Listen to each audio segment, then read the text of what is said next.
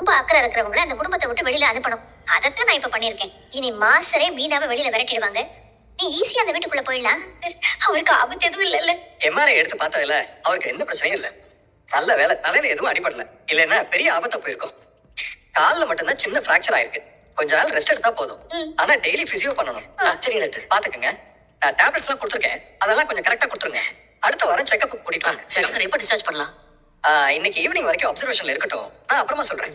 சரி சரி, ஓகே. அப்பாவை பார்க்கலாமா டாக்டர்? தாராளமா பார்க்கலாம். ஏதோ நான் கோயில் குளம்னு போய் சேர்த்து வச்ச புண்ணியத்தா உங்களுக்கு எதுவும் ஆகாம தப்பிச்சிருக்கீங்க. பைக் வந்ததை நீங்க பாக்கலையாப்பா? அங்க ஓரமா தாண்ட போனா அவன் தப்பா வந்துட்டான். அந்த சாமி நம்ம சொன்ன மாதிரி நடந்துச்சு பாத்தீங்களா? ஏய் மனோஜ், வாயை மூட்டுல எல்லாம் பல்ல உடைச்சிடும் ஒண்ணு. பேசாம மீனாவை வீட்டை விட்டு அனுப்புறது தான் சரியா இருக்கும். ஏய் மனோஜ், ஹாஸ்பிட்டல் கூட பார்க்க மாட்டேன், அமைஞ்சு. இவன் ஹாஸ்பிட்டலே ரவுடித்தனம் பண்றான். மனோஜ், முதல் வாயை முடிச்சு சும்மா அது. அழகு, மீனா எங்க?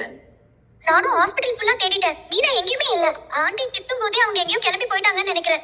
மீனா ரொம்ப ஸ்ட்ராங்கானவங்க தான். ஆனா அங்கிளுக்கு அவங்களால பிரச்சனை வரும்னு சொல்லும்போது அவங்களுக்கு கஷ்டமா இருக்க தானே செய்யும். அதுவும் ஆண்டி மீனாவால தான் இது எல்லாமே ஆச்சுன்னு பேசிட்டு இருக்காங்க.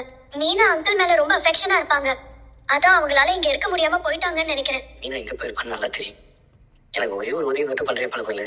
சொல்லுங்க முத்து. மீனா இங்க இல்லைன்றதையோ, அவன் கிளம்பி போயிட்டானோ, அம்மா அவளை பேசின விஷயத்தையும் அப்பாக்கு இப்ப தெரிய வேணாம். அவளுக்கு தெரிஞ்ச கஷ்டப்படுவாரு. சரி முத்து, நான் சொல்ல மாட்டேன். நீங்க ஃபீல் பண்ணாதீங்க. மீனா அவங்க அம்மா வீட்டுக்கு கூட போயிருக்கலாம். அப்புறமா போய் சமாதானப்படுத்துங்க. என்னக்கா இது? மாமாக்கு ஆக்சிடென்ட் ஆனதுக்கு நீ என்ன பண்ணுவ? இன்னைக்கு அந்த சாமியார் அம்மா சொல்லிட்டு போனது அத்தை முழுசா நம்புறாங்க. அதுக்கேத்த மாதிரி மாமாவுக்கும் ஆக்சிடென்ட் ஆயிடுச்சு. எல்லாம் நம்ம நேரமோ என்னமோ. சரி, இப்ப அண்ணன் எப்படி இருக்காரு? கால்ல அடிபட்டுச்சுன்னு சொன்னாங்க. ஆனா என்ன ஏதுன்னு மத்த விவரம் எதுவுமே தெரியலமா. சரி வா, ஹாஸ்பிட்டல் போலாம். நானே அங்க இருக்க கூடாதுன்னு கிளம்பி வந்தேன். ஏதாவதுதான் மாமாக்கு இப்படி ஆயிடுச்சுன்னு அத்தை நம்பிட்டு இருக்காங்க. என் தாலியை பறிக்க பாக்குறியான்னு கேக்குறாங்க. அதெல்லாம் கேட்டுட்டு என்னால எப்படி மாதிரி இருக்க முடியும்? மாமா கிட்ட சொல்லாம வந்துட்டு அவர் கோச்சுக்க மாட்டாரா? அவர் கோபத்தை விட அத்தையோட நம்பிக்கை தான் இப்ப பெரிய விஷயமா இருக்கு.